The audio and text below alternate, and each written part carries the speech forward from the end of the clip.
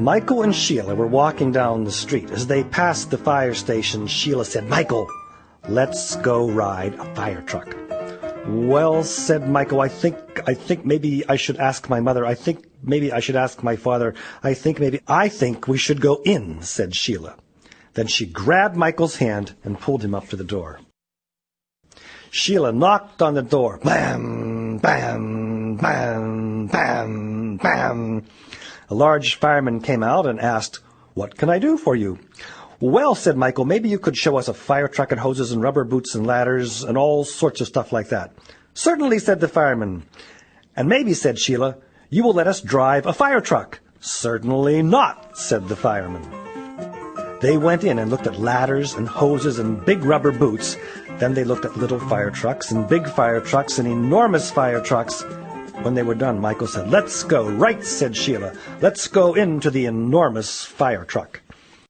While they were in the truck, the fire alarm went off. "Bang, bang, bang, bang, bang, bang, bang, bang, bang, bang, bang, bang." "Oh, no," said Michael. "Oh, yes," said Sheila. Then she grabbed Michael and pulled him into the back seat. Firemen came running from all over. They slid down poles and ran downstairs. They jumped into the truck and drove off. The firemen didn't look in the back seat. Michael and Sheila were in the back seat. They came to an enormous fire. Lots of yucky-colored smoke got all over everything. It colored Michael yellow, green, and blue. It colored Sheila purple, green, and yellow.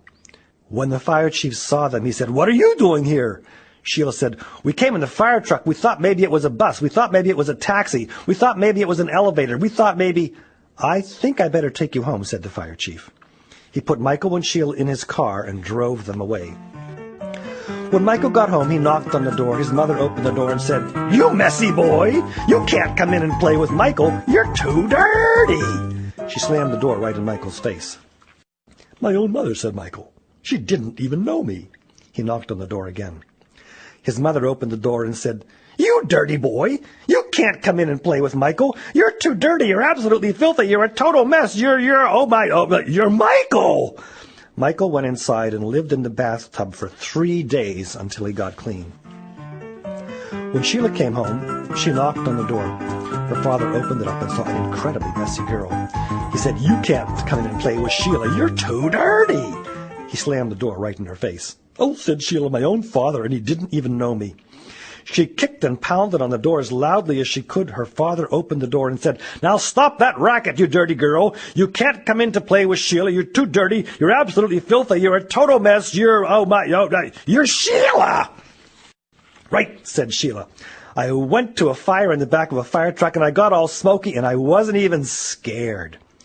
Sheila went inside and lived in the bathtub for 5 days until she got clean.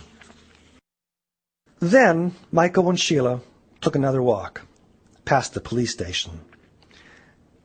Michael said, "If you ever take me in another fire truck, I'm going to ask the police to put you in jail." "Jail!" yelled Sheila. "Let's go look at the jail. What a great idea." "Oh, no!" yelled Michael, and Sheila grabbed his hand and pulled him into the police station.